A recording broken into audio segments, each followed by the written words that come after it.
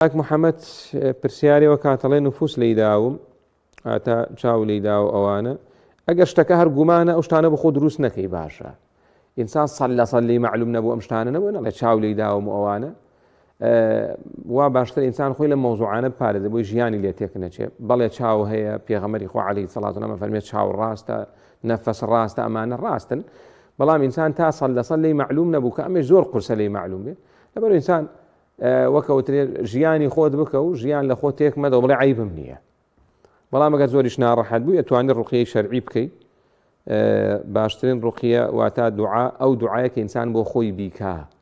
بۆ خۆت سورەی فاتحە حەوت جار بخوێنە سەر ئاوێکە لەگەڵ ئایەتە الکورسی و قل هو الله احد وقل اعوذ برب الفلق قل اعوذ برب الناس خۆتی پێ بشۆ لێ بخۆرەوە چاکەمی ئەو عیلاجی شەرعیە لەوە زیاتر عیلاجی ترمان نییە کەسێک بڵێ بخوێنمە سەر تا و پارە لێوەرگری و هەنگوێنە پێ بفرۆشی ئەمانە لە سونەتان نێوریابن